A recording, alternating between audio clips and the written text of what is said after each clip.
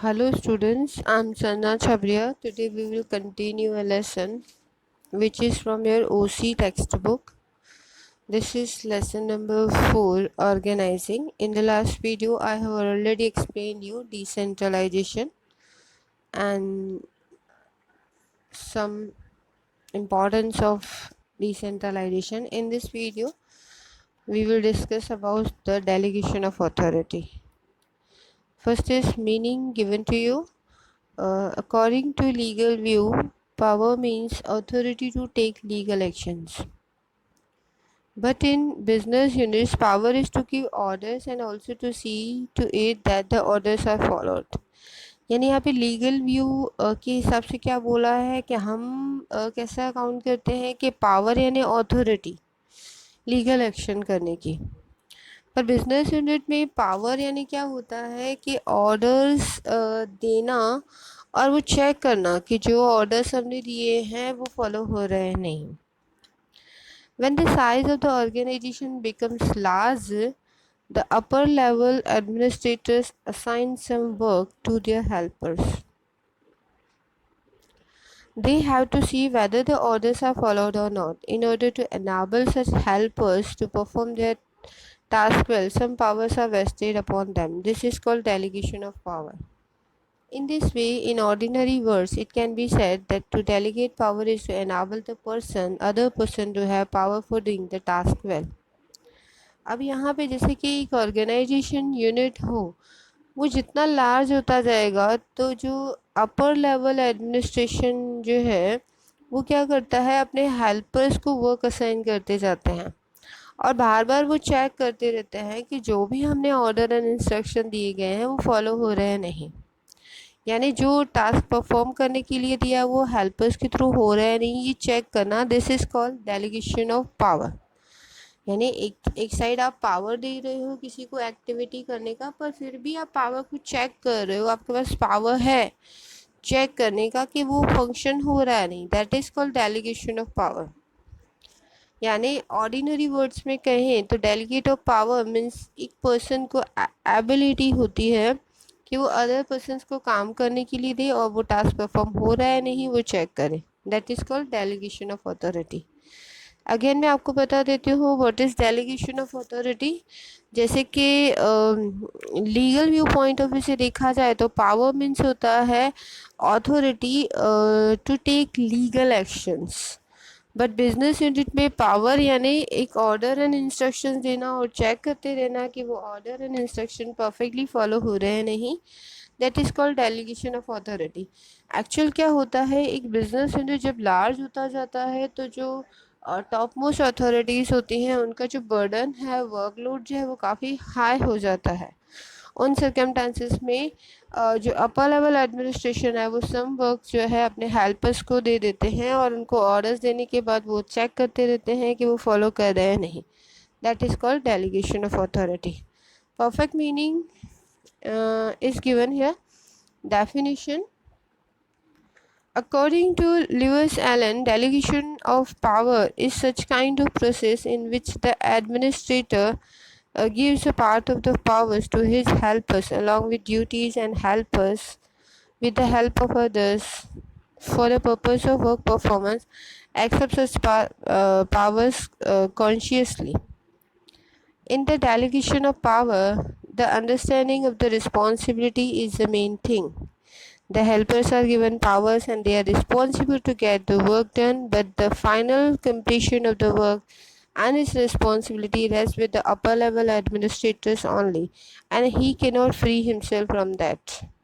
अब यहाँ पे लुइस एलन ने अपनी डेफिनेशन दी है regarding the delegation of authority. अब वो क्या बोल रहे हैं, डेलीगेशन ऑफ अथॉरिटी क्या होता है उनके हिसाब से। डेलीगेशन ऑफ अथॉरिटी एक टाइप का प्रोसेस है जिसमें एडमिनिस्ट्रेटर क्या करते हैं, अपना पावर जो है देते हैं किसको, हेल्पर्स को, विथ सम ड्यूटी। यानी कुछ पावर दिए जा रहे हैं पर साथ साथ में कुछ ड्यूटी भी दी जा रही है अपने हेल्पर्स को। बट हेल्पर्स क्या करते हैं, वो अदर्स की हेल्प लेके वो वर्क परफॉर्म करने के पर्पज़ से वो पावर्स जो है बहुत ही कॉन्शियसली एक्सेप्ट करते हैं। यानी दैट मीन्स यहाँ पे हेल्पर्स भी हेल्प करने के पॉइंट ऑफ व्यू से बहुत ही कॉन्शियस बिहेवियर से अपने वर्क को अकम्प्लिश करने के पर्पज से एक्सेप्ट करते हैं। इट मीन्स अगर हम बोलना चाहें what is delegation of power, यानी ये एक ऐसा प्रोसेस है जिसमें जो एडमिनिस्ट्रेटर्स होते हैं वो अपने हेल्पर्स को कुछ वर्क डेलीगेट कर देते हैं, बट ये order and instruction with duties दिए जाते हैं और हेल्पर्स भी उसको एक्सेप्ट करते हैं consciously.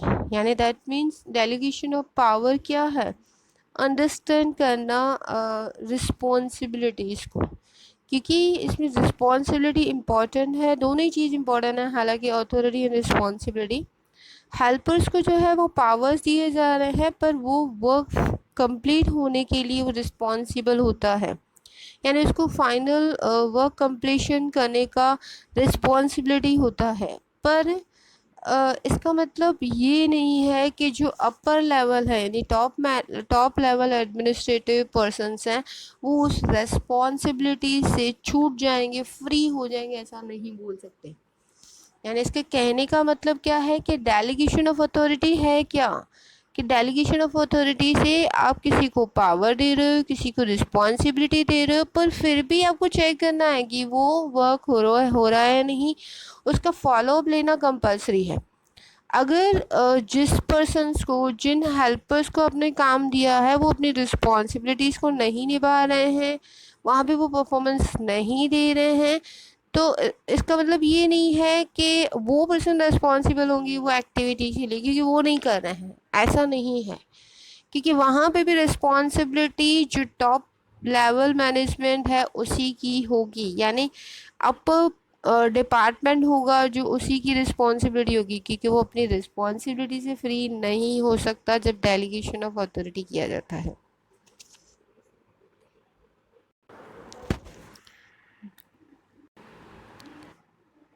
Importance: delegation of power relieves upper level administration from more work. Hence, they can focus upon policy matters, due to which management is more efficient. Hence, it can be said that powers is a key to administration, but delegation of power is a key to organization. जैसे कि हमने देखा है, because of delegation of power जो top post authority persons हैं यानी upper level पे काम करने वाले एडमिनिस्ट्रेटिव ऑफिसर्स हैं, उनका जो वर्कलोड है वो काफ़ी रिड्यूस हो जाता है, जिसकी वजह से वो policy matters, number of strategy, जो फ्यूचर प्लान्स है उस पर ज़्यादा फोकस कर पाते हैं। दैट्स वाई एफिशिएंट बनता है हमारा मैनेजमेंट, यानी मैनेजमेंट ज़्यादा से ज़्यादा एफिशिएंट बनेगा। दैट्स वाई ऐसा बोला जाता है कि पावर जो है एडमिनिस्ट्रेशन की है, तो डेलीगेशन ऑफ पावर ऑर्गेनाइजेशन की है। ये जनरली ये स्टेटमेंट पूछा भी जाता है कि power is a key to administration but delegation of power is a key to organisation, explain. तो ये इम्पॉर्टेंस समझाते हुए उस पॉइंट को आपको एक्सप्लेन करना पड़ेगा। First importance cheese is work efficient management.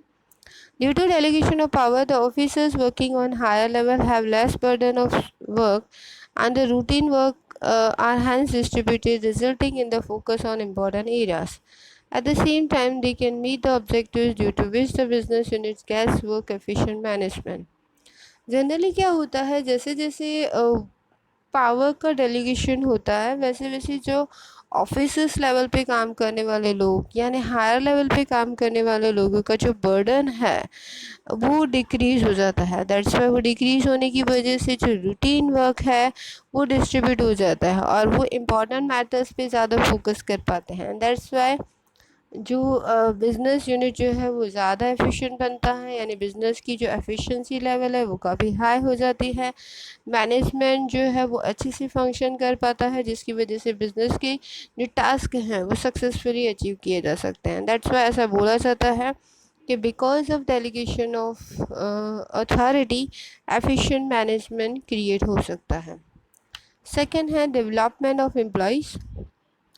Different employees working in the organization get an opportunity to work and take decisions due to decentralization of power, due to which their confidence is improved. They can have a better decision making capacity and take logical decisions due to the constant need of taking decisions.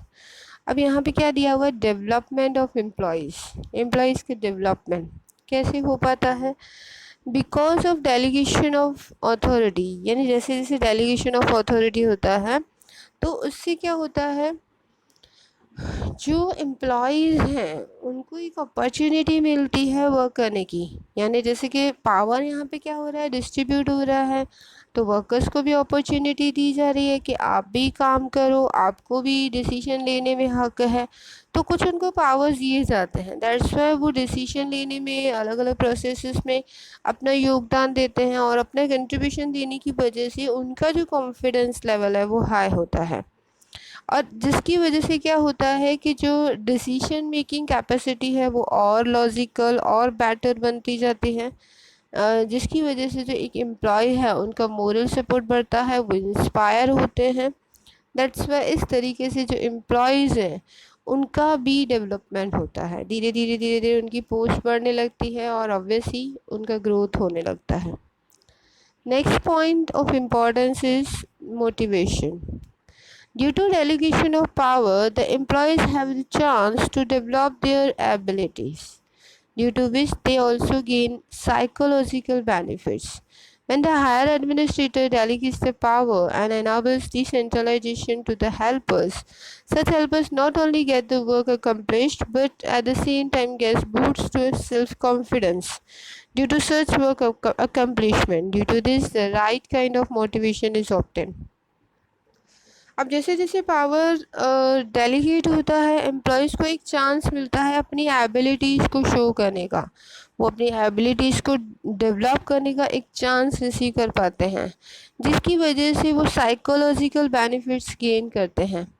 जब higher administrator जो है वो powers को delegate करते हैं, तब जो है ऑब्वियसली डेलीगेशन ऑफ पावर होने की वजह से जो हेल्पर्स हैं, यानी जैसे कि हम बोल सकते हैं एम्प्लॉयज़ हैं, उनमें ये वर्क जो है डिस्ट्रीब्यूट किया जाता है। दैट्स वाई वो वर्क तो कंप्लीट करते हैं बट है ना, एट द सेम टाइम उनका जो सेल्फ कॉन्फिडेंस है वो भी बढ़ जाता है। वो कैसे बढ़ता है, क्योंकि ऑब्वियसली वो वर्क कंप्लीट होने से उनको खुशी मिलेगी कि हमने एटलीस्ट अपनी कैपेबिलिटीज़ पे हमने काम किया है। दैट्स वाई वो और भी बूस्टअप होंगे और भी उनका मोटिवेशन बढ़ेगा, यानी एक right kind of motivation in employees को because of delegation of authority हो सकता है।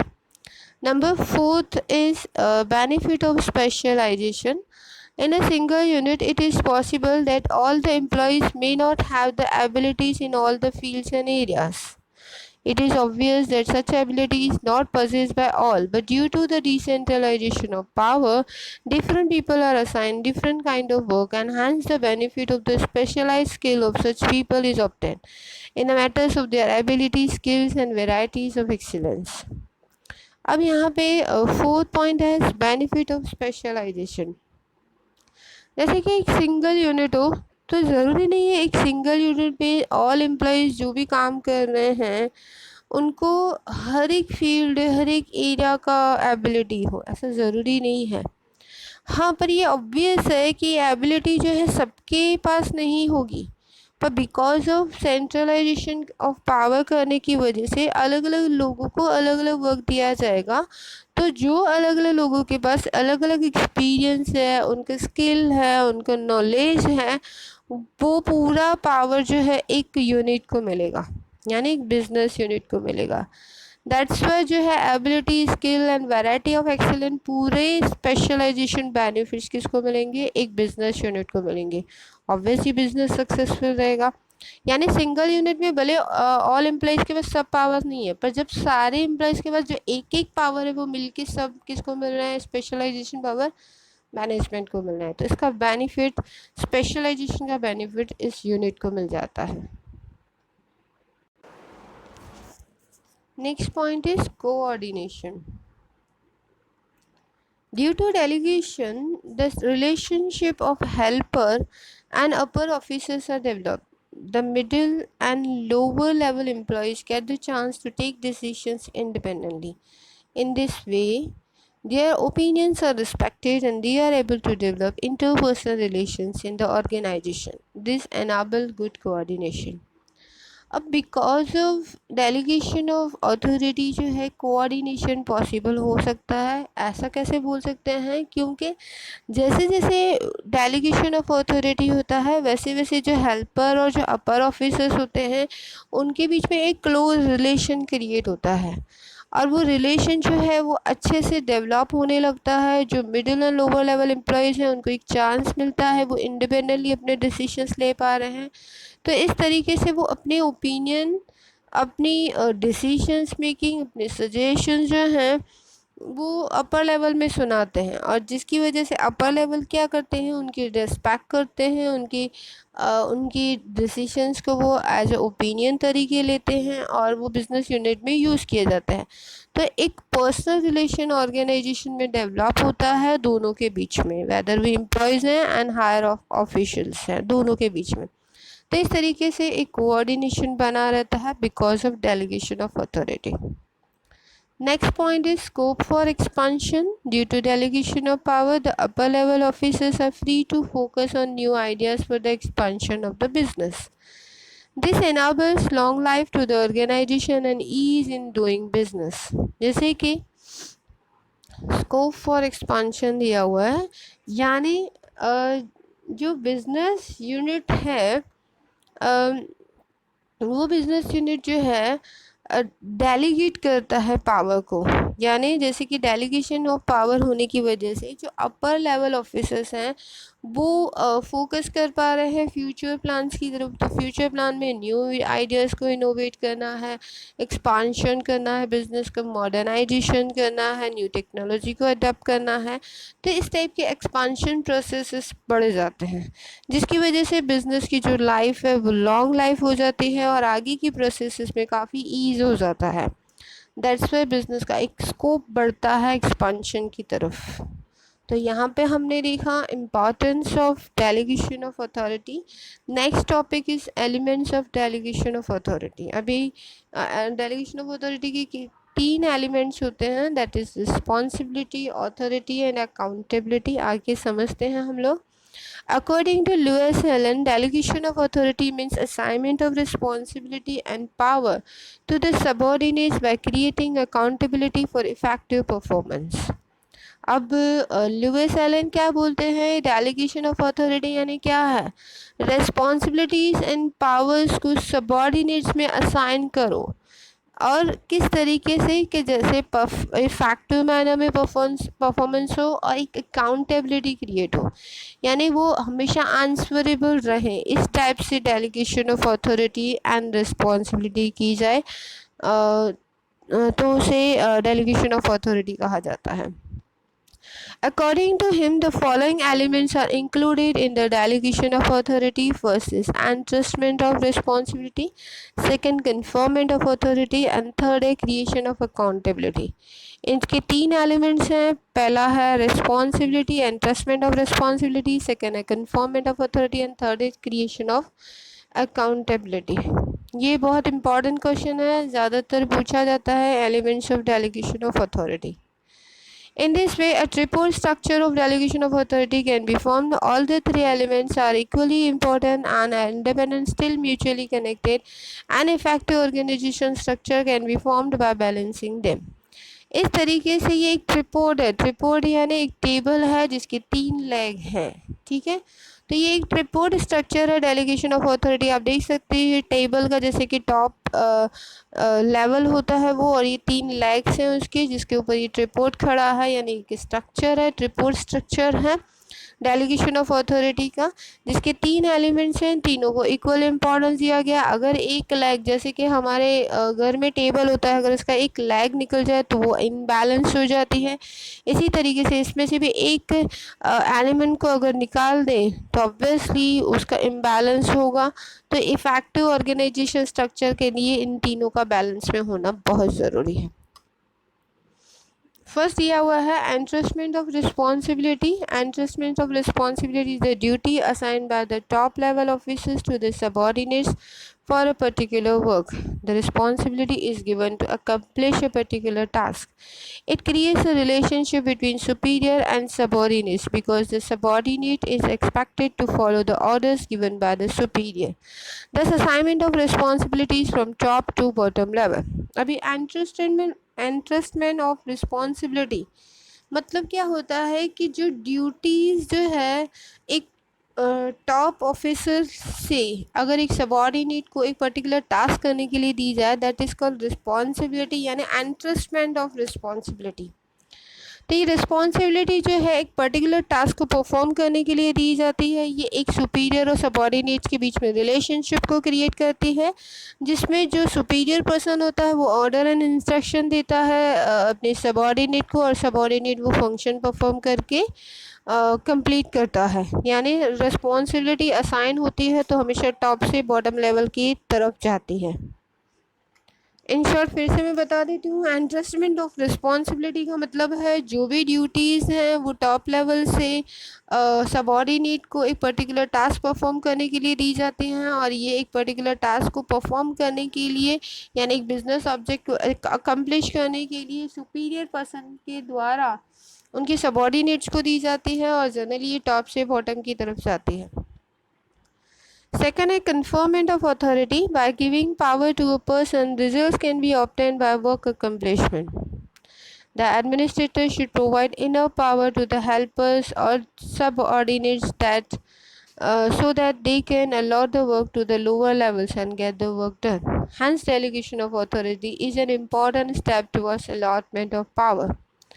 This flows from upper level to lower level. Normally in this process, the power to give decisions and the power to give orders is given. This delegation of authority can be for various purposes. For example, marketing managers are given power to incur necessary expenditure in their work area. Appointment of employees to take disciplinary action against the employees, etc. अब यहाँ पे दिया हुआ है conferment of authority. जैसे कि अगर हम किसी पर्सन को सिर्फ रिस्पॉन्सिबिलिटी दे दें कि चलो आपकी ये रिस्पॉन्सिबिलिटी है, आपको ये फंक्शन करना है, तब कभी भी वर्क कंप्लीट नहीं हो पाता है. उसका रीज़न क्या है? क्योंकि रिस्पॉन्सिबिलिटीज़ के साथ पावर्स असाइन करना बहुत ज़रूरी होता है. यानी वर्क अकम्प्लिश तभी हो सकता है जब एक पर्सन को उस रिस्पॉन्सिबिलिटी के साथ कुछ पावर दिए जाए. तो एडमिनिस्ट्रेटर्स क्या करते हैं, अपने हेल्पर्स, अपने सबॉर्डिनेट्स को कुछ पावर्स अलॉट करते हैं जो लोअर लेवल में काम करने वाले पर्सन्स हैं. यानी डेलीगेशन ऑफ अथॉरिटी एक इम्पॉर्टेंट स्टेटमेंट है पावर अलॉटमेंट करने का. ये फ्लो होता है अपर से लोअर लेवल में, और नॉर्मली पावर क्या होता है? पावर यानी डिसीजन लेने का पावर, ऑर्डर्स देने का power, that is called authority. तो डेलीगेशन ऑफ अथॉरिटी जो है अलग अलग पर्पज़ के लिए दी जाती है. जैसे कि यहाँ पे एक एग्जांपल मार्केटिंग मैनेजर का दिया हुआ है. मार्केटिंग मैनेजर को पावर दिया है कि आप नेसेसरी एक्सपेंडिचर जो वर्क एरिया में हो रहे हैं उसको फाइंड करो, एम्प्लॉयज़ के अपॉइंटमेंट को ध्यान में रखो, डिसिप्लिनरी एक्शंस लो अगेंस्ट एम्प्लॉयज़. तो ये मार्केटिंग मैनेजर्स को पावर दिए गए हैं. तो इस तरीके से अलग अलग पावर्स हो सकते हैं. हमेशा याद रखो कि रिस्पॉन्सिबिलिटी अथॉरिटी हमेशा साथ साथ आते हैं. जैसे कि एक यूनियन लीडर को रिस्पॉन्सिबिलिटी दी जाए कि ये वर्क जो है आज के रूटीन समझो वर्क दिया गया कि इतना प्रोडक्शन होना ही चाहिए, और यूनियन लीडर को बोला गया कि आप जो है पूरा ध्यान रखना कि ये वर्क अकम्प्लिश होना चाहिए, जो ऑल एम्प्लॉयज़ है वो फंक्शन करें, ये चीज़ों का भी ध्यान रखो, ठीक है. पर उनको कुछ पावर ना दिया जाए, सिर्फ ध्यान रखने के लिए रिस्पॉन्सिबिलिटी देने के लिए दी जाए. पर अगर उनको पावर नहीं दिए जाते तो फंक्शन नहीं होगा वहाँ पे. पर वहीं भी अगर उनको पावर भी दिया जाए यूनियन लीडर को या ग्रुप लीडर को कि अगर कोई एम्प्लॉय काम नहीं कर रहा है तो उनको पनिशमेंट देने का हक है, या उनकी कंट्रोलिंग करने का आपके हक है, आपको डिसिप्लिनरी एक्शन लेने का आपको हक है. तो ये अथॉरिटी अगर उसको दी जाए तो ऑब्वियसली अथॉरिटी की वजह से जो रिस्पॉन्सिबिलिटी दी हुई है वो भी प्रॉपर फॉर्मेशन में होगी. तो अथॉरिटी या रिस्पॉन्सिबिलिटी हमेशा साथ साथ में काम करते हैं. Last topic is creation of accountability. The delegate authority and the delegate authority holder has to provide proper explanation and follow reporting process to the top level management. This is known as accountability. यहाँ पे accountability की proper meaning दी हुई है. What is accountability? यानी जो delegated authority holder है, यानी जो अथॉरिटी डेलीगेट करने वाला पर्सन है, वो प्रोवाइड कर रहा है, क्या प्रोवाइड कर रहा है? प्रॉपर एक्सप्लेनेशन, यानी एक्सप्लेनेशन दे रहा है काम करने के लिए, and follow reporting process to the top level management. तो वहाँ पे जो फॉलोवर है वो क्या कर रहा है? रिपोर्ट कर रहा है टॉप लेवल मैनेजमेंट पे कि हमने ये काम किया. That is called accountability. Accountability यानी टू बिकम आंसरेबल, यानी किसी चीज़ के लिए आप हमेशा रेडी रहो उसको आंसर देने के लिए कि आपने अपनी रिस्पॉन्सिबिलिटी को परफेक्टली किया है. That is called accountability. He may surely be given powers to get the work done by others, but finally the responsibility of getting the work done rests with the upper level administrations only. Hence, the middle level authority holders should take care to ensure that the work is properly done by the lower level staff. The middle level authority holder cannot free himself from his responsibility of getting work done. This accountability flows from lower to upper level. This accountability cannot be passed on. For example, the account officer may give the work of writing accounts to his accountant, but when the accounts are written, it is the account officer who has to check the accuracy of the work done and not the accountant. जैसे कि यहाँ पे दिया हुआ है creation of accountability, यानी यहाँ पे जो अथॉरिटी डेलीगेट करने वाला पर्सन है, जो वो अथॉरिटीज़ को डेलीगेट कर रहा है, उसके बाद जब पर्सन जो अथॉरिटी रिसीव कर रहा है वो पर्सन उसको रिपोर्ट में पेश करता है टॉप मैनेजमेंट पे कि हमने ये फंक्शन किया है. That is called being answerable, यानी अकाउंटेबल रहना. यानी जब टॉप मोस्ट अथॉरिटी पर्सन जब अपने पावर जो है वो दे रहा है, तो वो श्योरली अपने पावर्स तो दे ही रहा है, बट फाइनली उसी की रिस्पॉन्सिबिलिटी बनती है कि वो वर्क हो रहा है नहीं वो चेक करे. ठीक है. जैसे कि टॉप लेवल में एग्जीक्यूटिव ऑफिसर जो टॉप मोस्ट अथॉरिटी पर्सनस हैं, उन्होंने अपनी श्योरली अपने पावर्स तो दे दिए काम करने के लिए, पर finally responsibility top most authority persons की होती है, उन एडमिनिस्ट्रेटिव ऑफिसर्स की होती है कि वो वर्क हुआ है नहीं. इसी सेम मैनर में मिडिल लेवल अथॉरिटी होल्डर्स जो होते हैं उनकी ये रिस्पॉन्सिबिलिटी होती है कि लोअर लेवल स्टाफ में फंक्शन हो रहा है नहीं. तो मिडिल लेवल अथॉरिटी होल्डर जो है अपनी रिस्पॉन्सिबिलिटी से फ्री नहीं हो सकते. यानी इसी तरीके से हर एक लेवल में सेम चलता रहता है, from lower level to upper level. ठीक है. तो ये सारी जो है भले ही अकाउंटेबिलिटी जो है वो हम पास ऑन नहीं कर सकते, पर अकाउंटेबल रहना ये बहुत ज़रूरी है. जो टॉप से बॉटम, बॉटम से टॉप ज़रूरी है. जैसे कि एक अकाउंट ऑफिसर है, वो एक अकाउंट ऑफिसर है, वो सपोज है ना अपने अकाउंट्स लिखने के लिए एक अकाउंटेंट रख देता है, अकाउंटेंट को सारे अकाउंट्स लिखने के लिए दे दिए और उसे लिख भी दिए, पर अकाउंट ऑफिसर की रिस्पॉन्सिबिलिटी बनती है कि वो एक्यूरेसी चेक करे कि वर्क प्रॉपर हो रहा है नहीं. अकाउंटेंट की रिस्पॉन्सिबिलिटी नहीं रहेगी. तो इस तरीके से क्रिएशन ऑफ अकाउंटेबिलिटी को समझाया गया है. अगेन मैं आपको शॉर्ट में बता देती हूँ कि व्हाट इज़ अकाउंटेबिलिटी. अकाउंटेबिलिटी यानी किसी चीज़ के लिए जो आपको रिस्पॉन्सिबिलिटी दी गई है, वो रिस्पॉन्सिबिलिटी भले ही आप किसी या अथॉरिटी एंड रिस्पॉन्सिबिलिटी आप भले ही अदर किसी पर्सन को दे रहे हो, पर फिर भी रिस्पॉन्सिबिलिटी आपकी ही बनती है कि सामने वाला पर्सन काम कर रहा है नहीं.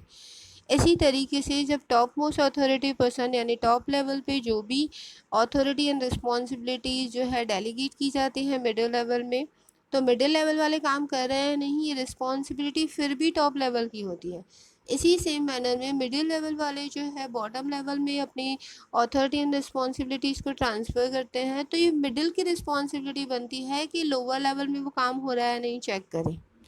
तो यहाँ पे भले ही डेलीगेशन ऑफ अथॉरिटी में क्या होता है, भले ही आपने अपना वर्कलोड रिड्यूस कर दिया, आपने अपनी जो काम को थोड़ा इजी कर दिया, पावर्स को रेस्ट अदर पर्सन्स को प्रोवाइड करके, पर आप अपनी रिस्पॉन्सिबिलिटी से फ्री नहीं हो सकते। जैसे कि एक अकाउंट ऑफिसर है, उसे अकाउंटेंसी का काम एक अकाउंटेंट को दे दिया, उसने लिख भी दिए, पर वो एक्यूरेटली लिखे हैं नहीं, वो चेक करने की रिस्पॉन्सिबिलिटी अकाउंट ऑफिसर की रहेगी, ना कि अकाउंटेंट की। यानी प्रॉपर फंक्शन हो रहा है नहीं, ये चेक करने की रिस्पॉन्सिबिलिटी हमेशा किसकी होगी? हमेशा टॉप मोस्ट अथॉरिटी पर्सन की होगी। तो यही डिफरेंस होता है decentralisation and delegation of authority में। हालांकि आपने देखा होगा डिसेंट्रलाइजेशन की काफ़ी पॉइंट्स थी जो डेलीगेशन ऑफ अथॉरिटी में भी हमने पढ़ी। तो डिसेंट्रलाइजेशन में क्या होता है कि पावर जो है डिस्ट्रीब्यूट हो जाता है, रिस्पॉन्सिबिलिटीज़ डिस्ट्रीब्यूट हो जाती हैं, वहाँ पे टॉप मोस्ट अथॉरिटी रिस्पॉन्सिबल नहीं रहती। पर यहाँ पे जब डेलीगेशन ऑफ अथॉरिटी किया जाता है तब उसमें क्या डिफरेंस है कि अगर आपने अपने अथॉरिटी अपने पावर्स भले ही डिस्ट्रीब्यूट कर दी हैं, पर फिर भी होल एंड फुल रिस्पॉन्सिबिलिटी हमेशा टॉप मोस्ट अथॉरिटी पर्सन की होती है। ये एक ही डिफरेंस है इन दोनों के बीच में। तो प्लीज़ ध्यान रखिएगा decentralisation and delegation of authority में। तो यहाँ पे हमारा लेसन ख़त्म होता है। Thank you for watching this video. बाकी की नेक्स्ट लेसन हम नेक्स्ट वीडियोज़ में समझेंगे। Good bye.